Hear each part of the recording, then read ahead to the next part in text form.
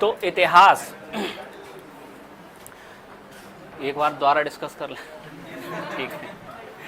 तो इतिहास में सबसे पहले हम ये देखें कि इतिहास हम कहते किसे हैं। तो इतिहास आपके ये दो शब्द, एक इति और दूसरा हास, इन दोनों से मिलके बना है। इति का अर्थ आपके ऐसा ही और हास का अर्थ हुआ होगा। तो इतिहास का अर्थ आपके क्या हुआ, ऐसा ही हुआ होगा, ठीक है। अब दूसरा अब हम ये देखते हैं कि इतिहास का हम अध्ययन करते क्यों है, क्यों स्टडी करते हैं इतिहास की, ठीक है। तो इतिहास की स्टडी करने का आपके पहला objective to know about our past, अपने पास्ट या अपने अतीत के बारे में जानने के लिए। इतिहास के अध्ययन का आपके दूसरा उद्देश्य टू नो अबाउट कंस्ट्रक्शन और डिस्ट्रक्टिव डिसीजंस ऑफ पास्ट, यानी अतीत के सृजनात्मक और विध्वंसात्मक निर्णयों को बारे में जानने के लिए। और आपके इतिहास के अध्ययन का आपके अगला उद्देश्य है क्या, to know about our civilisation and culture, यानी कि अपनी सभ्यता और अपनी संस्कृति के बारे में जानने के लिए। अब यहाँ एक वर्ड समझ लो सबसे पहले, तो सिविलाइजेशन एंड कल्चर। सिविलाइजेशन किसे कहते हैं और कल्चर किसे कहते हैं, ठीक है। तो सिविलाइजेशन, जब हम ह्यूमन लाइफ के केवल फिजिकल एस्पेक्ट्स या विजुअल एस्पेक्ट्स की स्टडी करें तो ये कहलाता है आपके सिविलाइजेशन, यानी कि सभ्यता। तो सभ्यता के अंदर हम केवल भौतिक या दृश्य पहलुओं का अध्ययन करते हैं, ठीक। जैसे कि for example stone age civilisation, पाषाण कालीन सभ्यता, ठीक। इंडस वैली सिविलाइजेशन, तो इंडस वैली सिविलाइजेशन से आपके तात्पर्य क्या है, सिंधु घाटी सभ्यता। अब इन दोनों को हम सिविलाइजेशन की श्रेणी में रखते क्यों हैं, क्यों, क्योंकि स्टोन एज सिविलाइजेशन तो आपके वो सिविलाइजेशन थी जहां आपके कोई स्क्रिप्ट कभी डेवलप ही नहीं हुई थी, ठीक, मतलब कोई लिपि थी नहीं जिसके आधार पे हम उसकी स्टडी कर सकें, ठीक। स्टोन एज सिविलाइजेशन की स्टडी हम करते हैं उस समय मिले हुए पत्थरों के आधार पे या पत्थरों के औजारों के आधार पे, इस आधार पे आपकी स्टडी होती है, ठीक है। तो हम उन औजार या उन पत्थरों को केवल क्या कर रहे हैं, देख पा रहे हैं बस, और इस आधार पे हमने एजम्पशन दे दिए कि इस समय का मनुष्य शिकार करता होगा या इस समय का मनुष्य क्या करता होगा, ठीक। सेम आपके इसी तरह से इंडस वैली सिविलाइजेशन, सिंधु घाटी सभ्यता। अब सिंधु घाटी सभ्यता में आपके स्क्रिप्ट तो थी, लिपि तो है, लेकिन उस लिपि को कभी पढ़ा ही नहीं गया। तो पढ़ा नहीं गया तो हम कैसे बोल दें कि उस समय आपके जितनी भी चीजें बताई गई हैं सभ्यता के बारे में वो सही होंगी, ठीक है। वहां आपके बंदरगाह मिला, इस आधार पर हमने आपके कह दिया क्या कि ये फॉरेन ट्रेड करते थे, ठीक है, यह हुआ। वहां आपके रोड, इसके अलावा बिल्डिंग्स जो मिली, उस आधार पे हमने उस समय के समाज का क्या कर दिया, वर्णन कर दिया। जरूरी थोड़ी है कि सारी बातें सही होई, केवल एजम्पशन है ये उस समय मिली हुई आपके कंस्ट्रक्शंस के आधार पे, ठीक है। तो आपके सिविलाइजेशन यानी कि सभ्यता की अगर हम बात करें, ठीक, तो सभ्यता के अंदर केवल हम फिजिकल एस्पेक्ट्स की स्टडी करते हैं, भौतिक पहलू, ठीक है। अब इसके बाद में नेक्स्ट अगला पॉइंट समझना, कल्चर यानी संस्कृति। अब संस्कृति का अर्थ आपके क्या है, जब हम ह्यूमन लाइफ के फिजिकल प्लस नॉन फिजिकल या विजुअल प्लस इनविजुअल, यानी दृश्य और अदृश्य दोनों पहलुओं का अध्ययन कर दें तो ये कंसेप्ट आपके क्या कहलाता है, कल्चर, ठीक है। यानी कि जब हम मनुष्य के जीवन के फिजिकल एस्पेक्ट्स के साथ साथ social aspect, economical aspect, political aspect, ethical aspect, legal aspect, religious aspect, इन समस्त पहलुओं का अध्ययन करें तो ये कहलाएगा आपके कल्चर, ठीक है। और कल्चर की हम शुरुआत देखते हैं कहां से, वैदिक कल्चर, ठीक, क्योंकि वैदिक कल्चर ही आपके पहला ऐसा कल्चर था जहां हमारे पास रिटर्न एविडेंस था और इस एविडेंस को आपके रीड किया गया। वेदों से पहले आपके कोई भी लिपि रीड ही नहीं हुई है, ठीक है। तो यहां हम आपके वेदों के आधार पर कह सकते हैं कि उस समय का समाज क्या था, उस समय की संस्कृति क्या थी, उस समय का कानून क्या था, तो इन सबको हम इस आधार पर कह सकते हैं, ठीक है। तो आपके कल्चर की शुरुआत कहां से होगी, वैदिक कल्चर, ठीक है। तो अब सिविलाइजेशन और कल्चर में आपके बेसिक डिफरेंस क्या है, सिविलाइजेशन एक नैरो वर्ड है और कल्चर एक ब्रॉडर वर्ड है। सिविलाइजेशन तो आपके कल्चर का एक छोटा सा पार्ट है, ठीक है। तो ये आपके डिफरेंस होता है सिविलाइजेशन एंड कल्चर। अब नेक्स्ट हम समझते हैं क्लासिफिकेशन ऑफ हिस्ट्री, इतिहास का वर्गीकरण।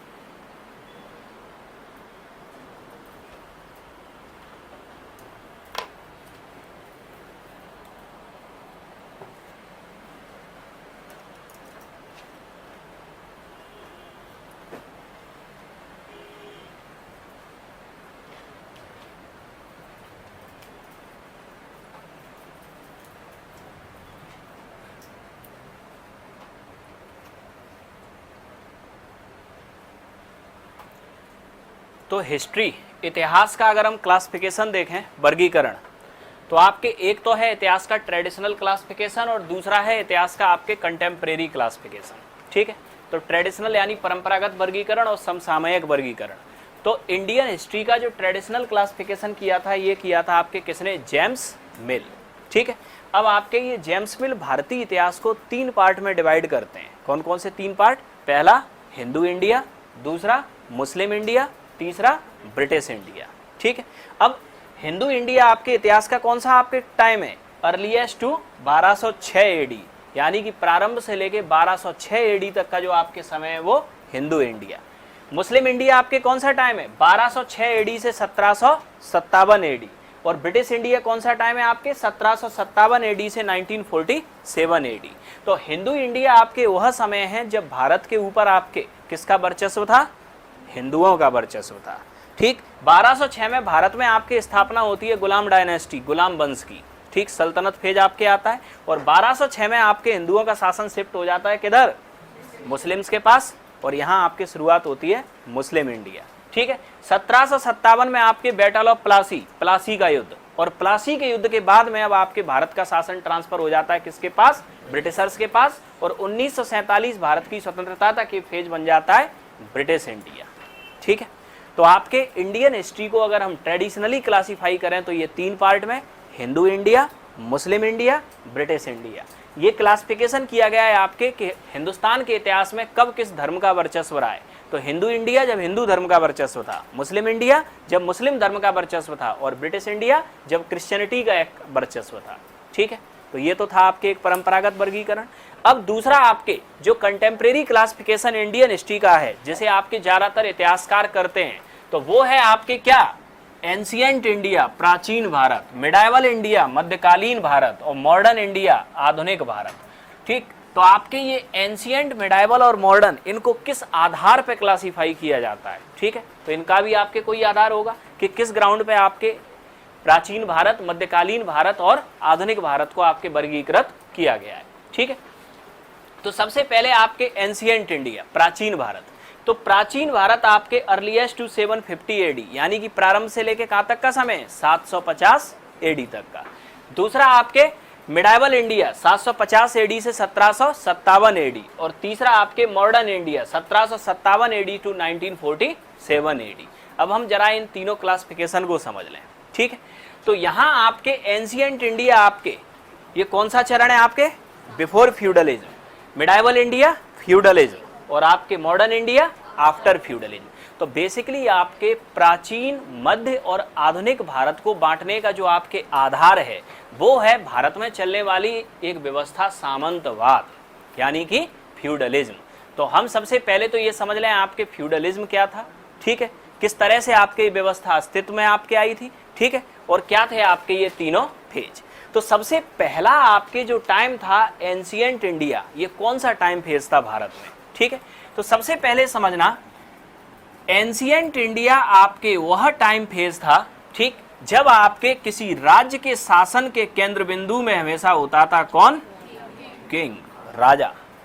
ठीक है, यानी कि आपके किसी भी राज्य के अंदर जितने भी आपके वर्ग हैं, वर्ग चाहे आपके वो लेजिस्लेटिव वर्ग हो, विधायी कार्य यानी कानून बनाना, वर्ग चाहे वो एग्जीक्यूटिव वर्ग हो, कार्यकारी कार्य यानी कि कानून को लागू करना, वर्ग चाहे वो हो जुडिशरी वर्ग यानी कि न्याय देना, चाहे वर्ग हो आपके लॉ एंड ऑर्डर को मेंटेन करना, चाहे आपके वर्ग हो रेवेन्यू कलेक्शन, ठीक, और चाहे आपके आर्मी। ये आपके जो प्रमुख आपके कार्य होते थे, ये सब किसके नियंत्रण में होते थे? राजा के नियंत्रण में। ठीक है, तो आपके प्राचीन भारत या एंशिएंट इंडिया ये वह समय है जब शासन के केंद्र बिंदु में होता था राजा। ठीक है, यानी कि यहाँ राजा की जो स्थिति होती थी वो सूर्य शासन में सबसे केंद्रीकृत यानी सेंट्रलाइज्ड और सबसे डोमिनेंट यानी वर्चस्व वाली स्थिति होती थी। ठीक, और शासन के ये जितने भी कार्य हैं ये पूरी तरीके से किसके हाथ में रहते थे?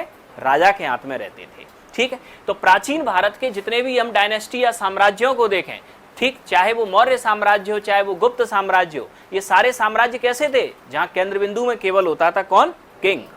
ठीक है, अब आपके होता क्या है कि भारत में आपके ठीक एक अंतिम उत्तर भारत में एक अंतिम शक्तिशाली सम्राट होता है हिंदू राजा, जिसे हम कहते हैं हर्षवर्धन।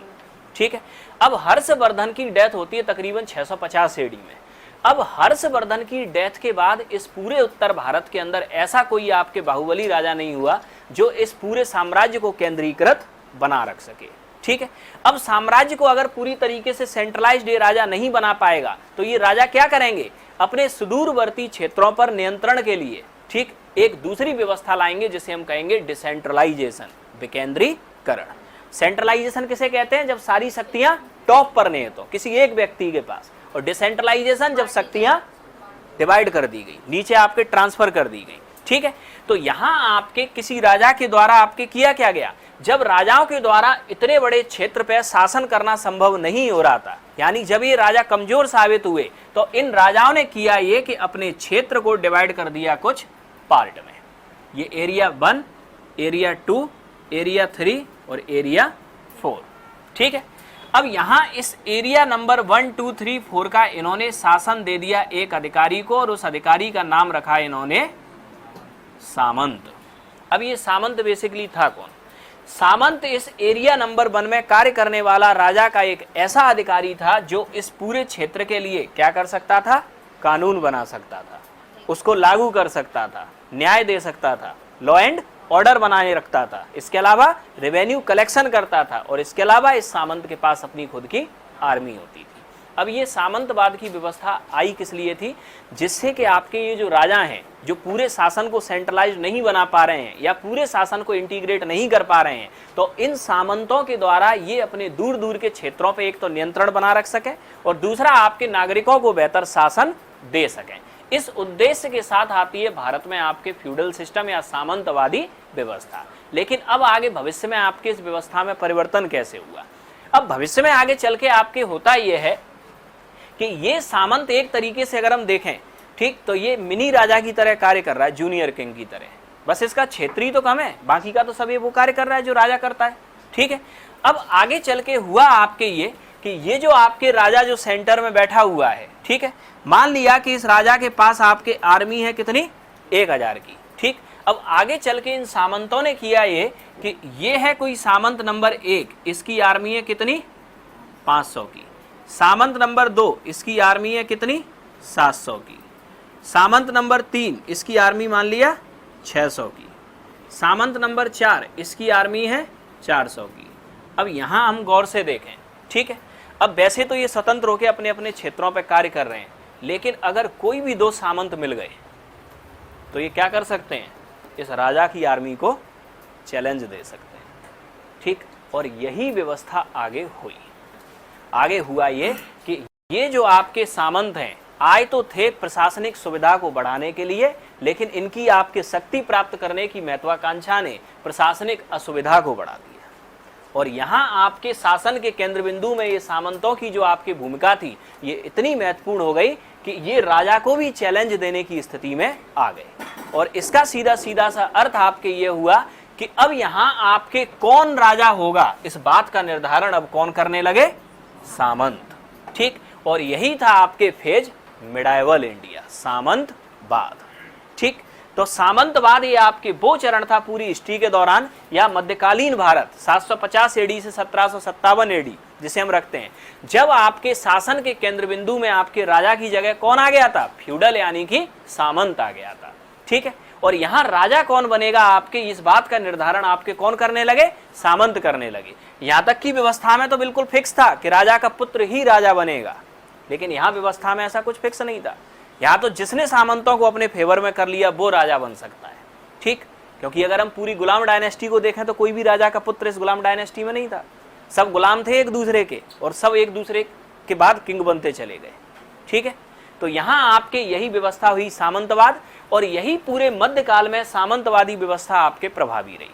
अब मध्यकाल में अगर हम देखें तो मध्यकाल की समाप्ति होते तक, ठीक, भारत में सल्तनत काल समाप्त हो चुका था, मुगल काल आपके समाप्त होने की कगार पे था। ठीक है, अब मुगल काल में अगर हम देखें तो मुगल काल में भी सामंतवादी व्यवस्था हावी थी। ठीक है, यानी जितने भी मुगल राजकुमार थे राजा वही मुगल बनाए आपके, जिसके पास उस समय के सबसे शक्तिशाली सामंतों का समर्थन होता था। ठीक, अब मुगल काल का आपके अंतिम शक्तिशाली राजा कौन, औरंगजेब। ठीक है, औरंगजेब के समय तक तो आपके औरंगजेब ने अपने सामंतों पे अपना नियंत्रण स्थापित कर रखा था। ठीक है, लेकिन अब आपके होता यह है कि औरंगजेब ने इतना क्रूर नियंत्रण स्थापित किया था अपने सामंतों के ऊपर कि जिस दिन औरंगजेब की आपकी डेथ होती है, औरंगजेब के ही सामंत इस औरंगजेब के पूरे साम्राज्य को डिसइंटीग्रेट कर देते हैं और ये स्थापना कर लेते हैं भारत में किसकी, अपने अपने स्वतंत्र राज्यों की। तो औरंगजेब की डेथ के बाद जो आपके मुगल एम्पायर होता है, ये छोटे छोटे राज्यों में बंटना शुरू हो जाता है। ठीक है, अब इसी बात का फायदा उठाती है ईस्ट इंडिया कंपनी। ठीक, जब इतना बड़ा मुगल साम्राज्य छोटे छोटे हिस्सों में जब डिवाइड हो जाएगा, तो ईस्ट इंडिया कंपनी इसी बात का फायदा उठा के इन छोटे छोटे हिस्सों को जीतना शुरू कर देगी। अब ईस्ट इंडिया कंपनी जब इन हिस्सों को जीतेगी, तो ईस्ट इंडिया कंपनी ने इस पूरी व्यवस्था को देखा है और ये समझ चुकी कि ये सामंत इतने बड़े मुगल साम्राज्य का पतन कर सकते हैं, तो ईस्ट इंडिया कंपनी का भी पतन कर सकते हैं। इसीलिए इस व्यवस्था को हमेशा के लिए समाप्त कर दिया जाए। और यहाँ आपके 1757 प्लासी के युद्ध के बाद जैसी ब्रिटिश शासन भारत में शुरू होगा, वो सबसे पहले इनको समाप्त करेंगे और सामंतवाद नाम की व्यवस्था भारत में हमेशा के लिए समाप्त। ठीक, यानी कि अब यहाँ आपके केवल रेवेन्यू कलेक्शन करने के लिए जमींदार आएंगे, लेकिन जमींदार केवल रेवेन्यू कलेक्ट करेंगे, आर्मी रखने का कोई अधिकार नहीं होगा, जिससे कि आपके परंपरागत व्यवस्था कहीं लौट ना आए। ठीक, और यहाँ से इंडिया शिफ्ट कर जाएगा किधर, मॉडर्न इंडिया, आधुनिक भारत। ठीक, तो आपके कुल मिला के व्यवस्था क्या थी, तो कंटेम्प्रेरी क्लासिफिकेशन में प्राचीन भारत, ये कौन सा समय था, जब सत्ता के केंद्र बिंदु में सिर्फ किंग होता था। ठीक, मध्यकालीन भारत, जब सत्ता के केंद्र बिंदु में किंग की भूमिका सेकेंडरी हो गई और प्राइमरी हो गई अब फ्यूडल, सामंत की भूमिका।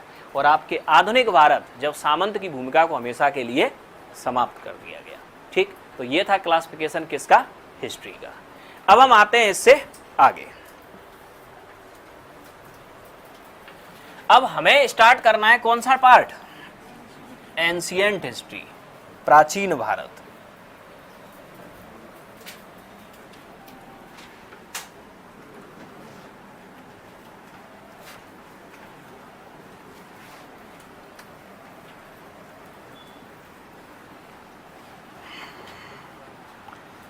तो प्राचीन भारत कौन सा टाइम फेज है आपका,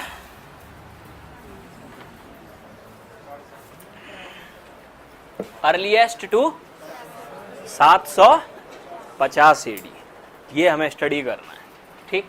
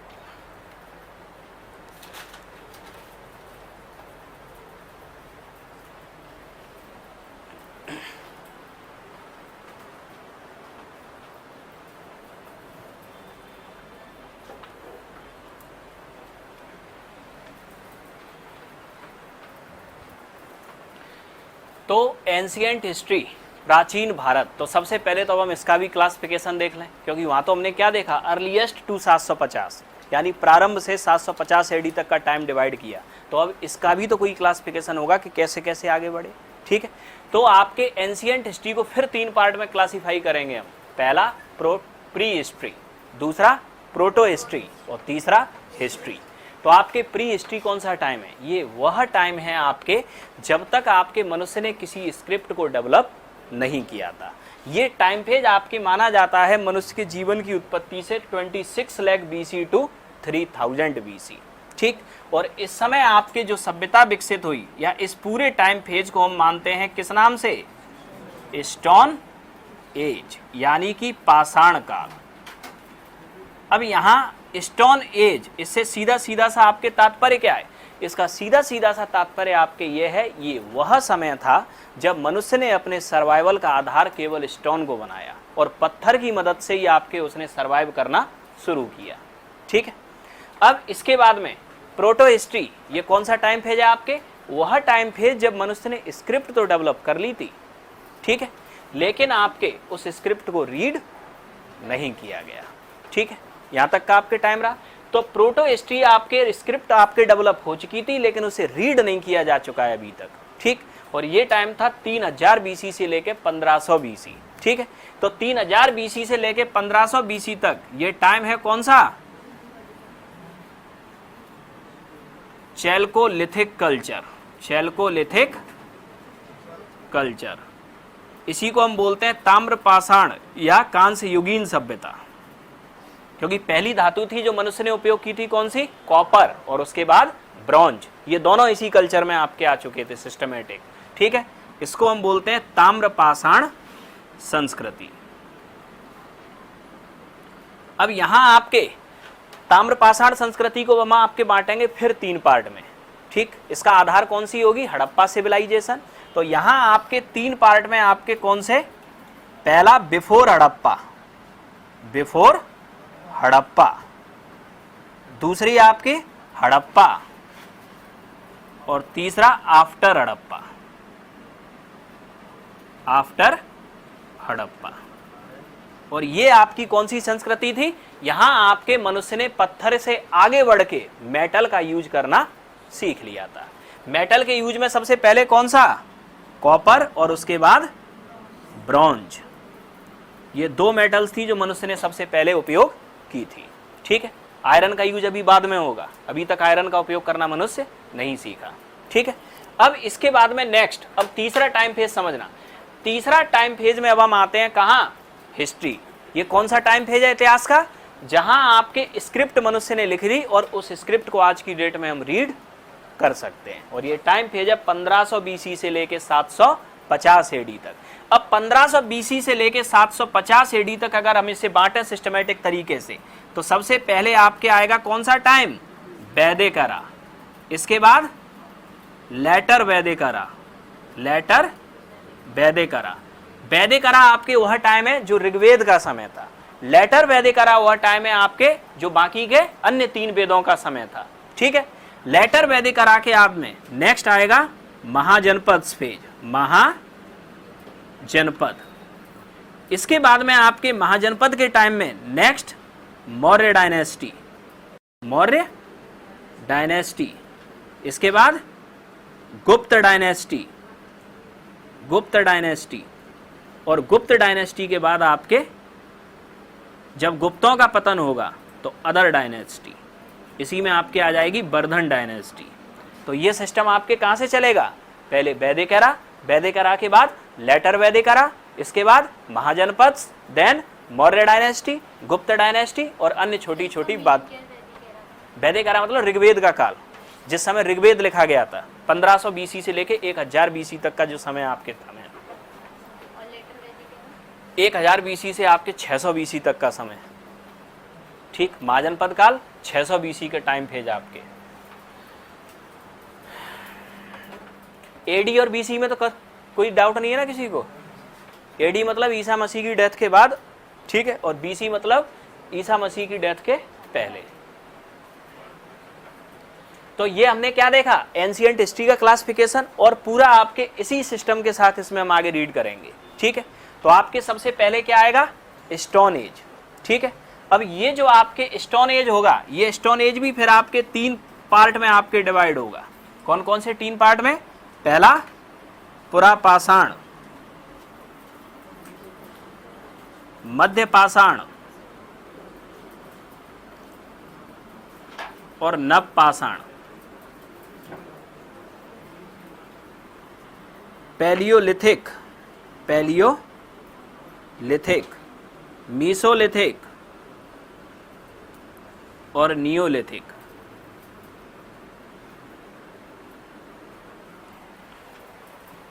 तो ये तो हुआ आपके एक एंशिएंट हिस्ट्री का क्लासिफिकेशन कि हमें किस सिस्टम में इन सारी चीज़ों को रीड करना है। ठीक, तो सबसे पहले हम क्या करेंगे, पहला time pre history. Pre history आपके और टाइम फेज है जब आपके स्क्रिप्ट डेवलप नहीं हुई थी, 26 लाख बीसी से 3000 बीसी तक का समय। ये कौन सा टाइम है, स्टोन एज का टाइम। और इस टाइम को हम कितने पार्ट में फिर डिवाइड कर रहे हैं, 3 पार्ट में, पैलियोलिथिक, मीसोलिथिक और नियोलिथिक।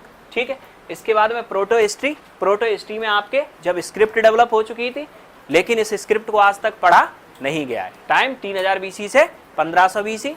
ठीक है, इसमें आती है आपकी चैल्कोलिथिक कल्चर यानी ताम्रपाषाण संस्कृति, जब मनुष्य ने कॉपर और ब्रॉन्ज का उपयोग करना शुरू किया। ठीक है, अब यहाँ हम फिर इसको 3 फेज में, बिफोर हड़प्पा, हड़प्पा और आफ्टर हड़प्पा, 3 पार्ट में डिवाइड करेंगे। इसके बाद में आपके हिस्ट्री में आपके कौन सा फेज, जब लिपि आपके डेवलप हो चुकी है और उसे पढ़ा जा चुका है, ये फेज 1500 बीसी से 750 एडी। इसमें पहले वैदिक एरा, फिर उत्तर वैदिक एरा, महाजनपद काल, मौर्य काल, गुप्त काल। ठीक है, और अदर डायनेस्टी। तो ये होगा हमारा पढ़ने का इसमें सिस्टम। अब हम आते हैं सबसे पहले आगे, मिटा दें इसे।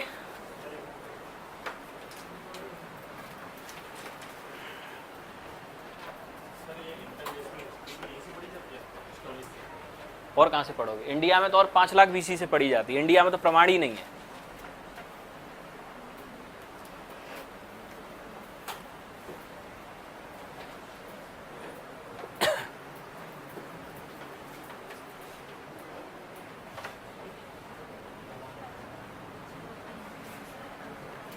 मिटा दें। अब सबसे पहले हम आते हैं प्री हिस्ट्री, और प्री हिस्ट्री में आपके स्टोन एज,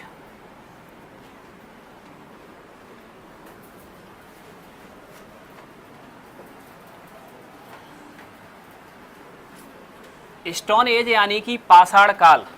पाषाण काल यानी इतिहास के इस फेज को समझने के लिए आपको चलना पड़ेगा थोड़ा सा ज्योग्राफी की ओर, भूगोल की ओर। ठीक, क्यों, हाँ हमने कुछ नहीं बताया, ऐसा ही हो चुका है। हाँ भाई पूछो।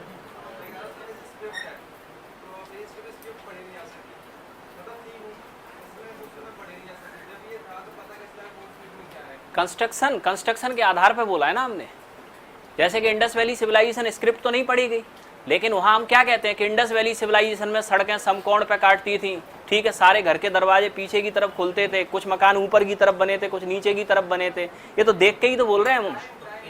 किसमें, टाइम तो कार्बन 14 मेथड है, इसके अलावा आपके और जितनी भी मेथड्स होती है रेडियो एक्टिव सब्सटेंस की, उसके आधार पर। ठीक है, तो जो जितना ये टाइम जो आप देख रहे हो ये कार्बन 14 के द्वारा आपके दिया गया है। ठीक, ये ध्यान रखना।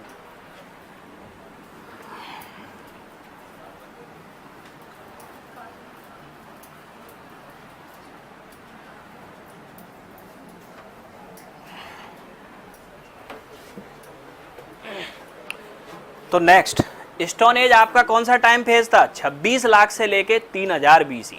इस टाइम फेज से पहले आप थोड़ा सा एक ज्योग्राफी का पॉइंट समझना, तभी ये स्टोन एज समझ में आएगी।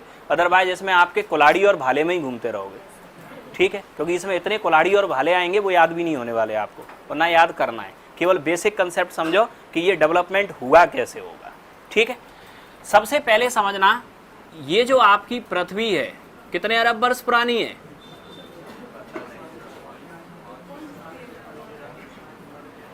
लगभग आपके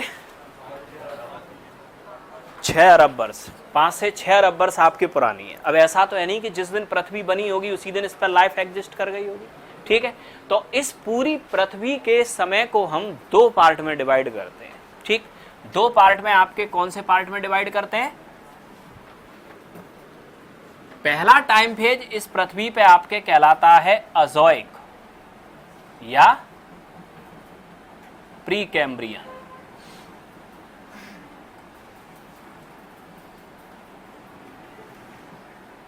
और दूसरा टाइम फेज इस पृथ्वी के ऊपर कहलाता है क्या, फेनेरोजोइक। ठीक है, अब सबसे पहले हमें समझ लें आपके कि अजोइक कौन सा टाइम फेज था। अजोइक यानी कि आपके ये वो टाइम फेज था पृथ्वी के ऊपर जब पृथ्वी पर जीवन की उत्पत्ति नहीं हुई थी। ठीक, यानी कि ये टाइम फेज आपके कौन सा था, जब पृथ्वी के ऊपर जीवन की उत्पत्ति नहीं हुई थी, ये टाइम फेज आपके हुआ। ठीक है, अब फेनेरोजोइक ये वो टाइम फेज था जब पृथ्वी पर आपके जीवन की उत्पत्ति हो चुकी थी।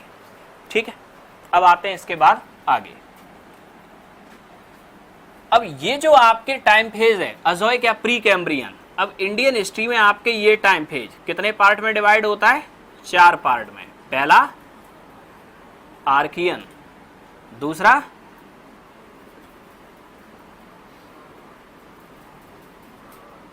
धारवाड़, तीसरा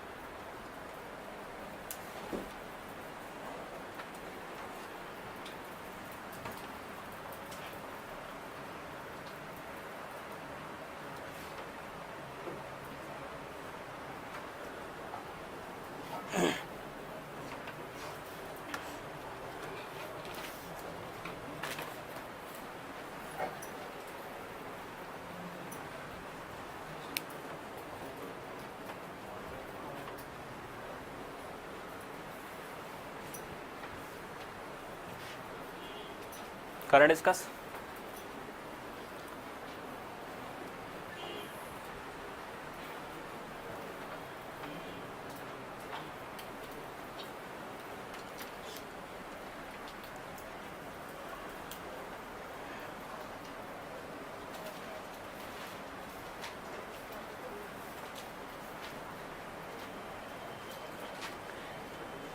तो इस पूरी पृथ्वी के समय को हम विभाजित करते हैं दो भाग में, ठीक है। पहला भाग आपके अजोइक, जब पृथ्वी पर जीवन की उत्पत्ति नहीं हुई थी, और दूसरा भाग फेनरोजोइक, जब पृथ्वी पर जीवन की उत्पत्ति हो चुकी थी, ठीक है।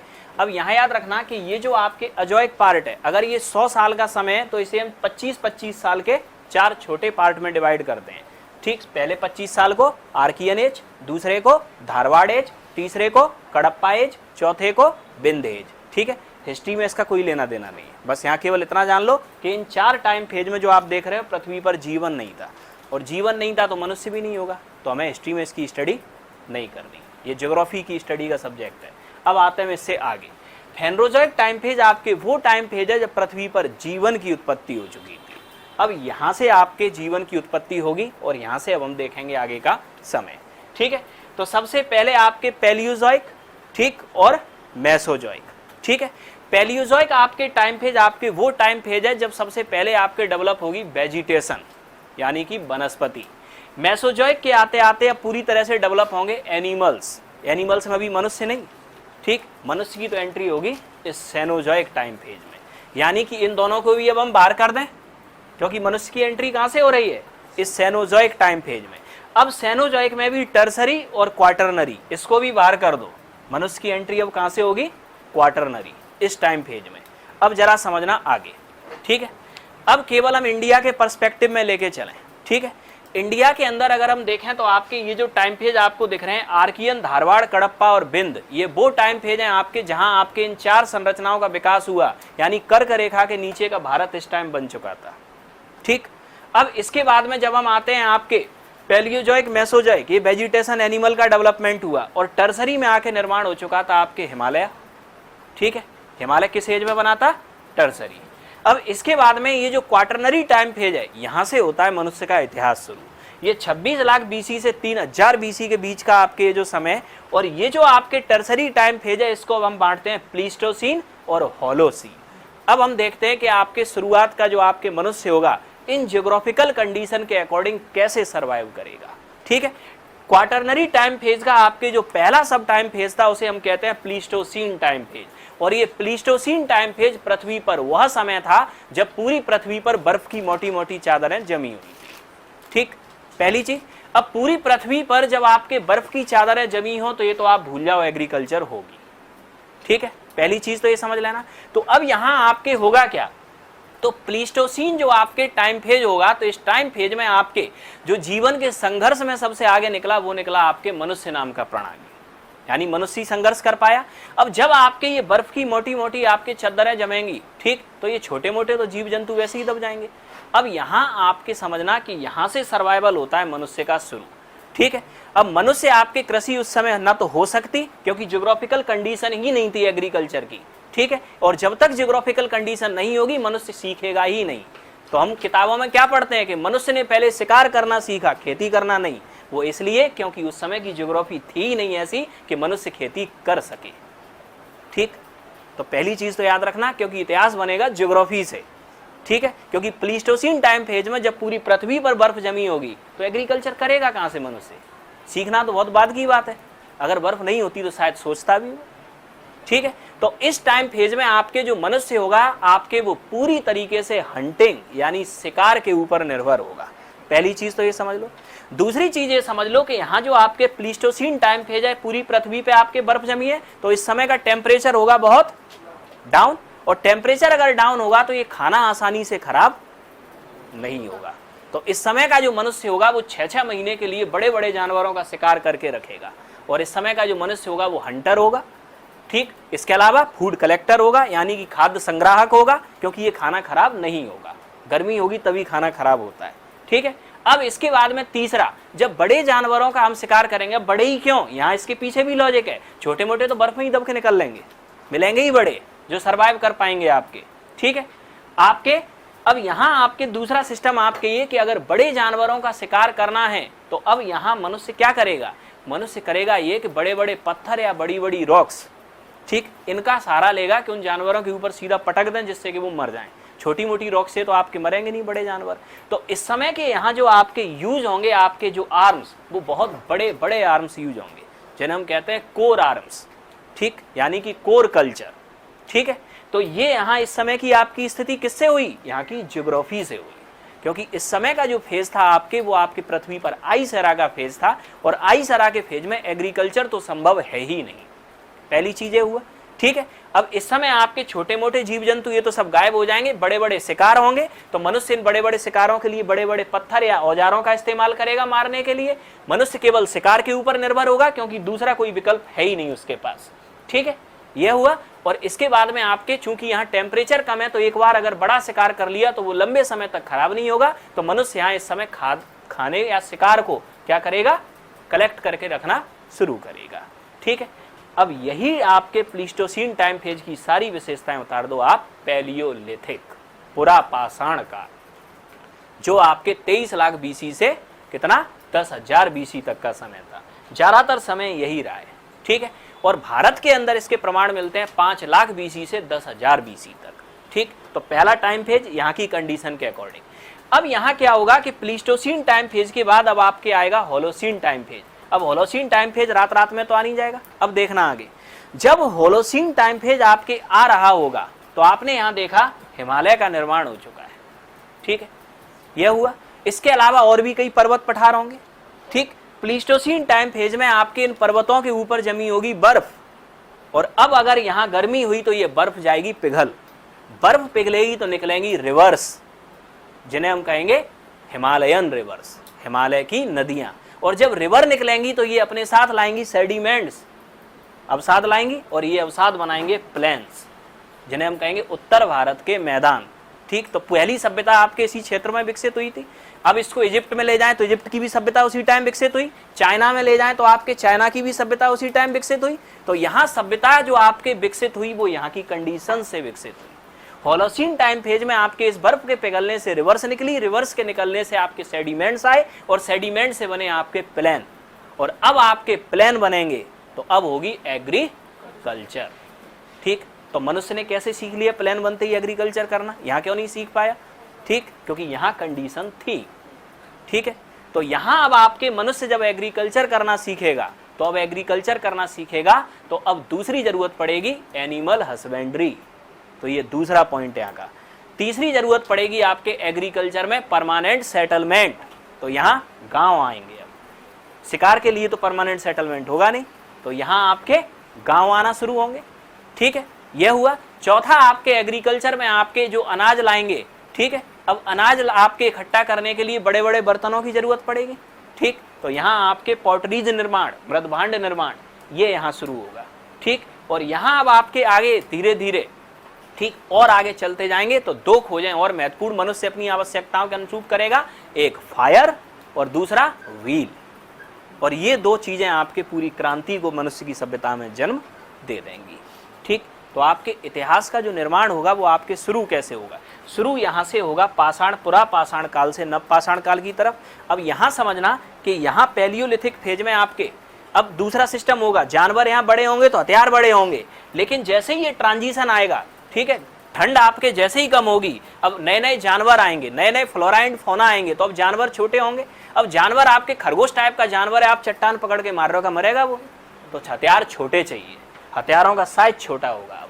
फिर बाद में और फास्ट आपके जानवर आ जाएंगे, और फास्ट जानवर आ जाएंगे, तो अब चाहिए तीर और भाला, तो और आपके डेवलपमेंट आगे शुरू होगा, ठीक। और इस तरीके से आपके सिस्टमेटिक डेवलपमेंट आगे बढ़ता जाएगा, ठीक। तो आपके एक बैकग्राउंड, ये तो केवल हमने बैकग्राउंड बताया, भी कुछ बताया नहीं है कि इस फेज में क्या हो सकता है। अब क्या हो सकता है इसे डिस्कस करेंगे कल की क्लास में।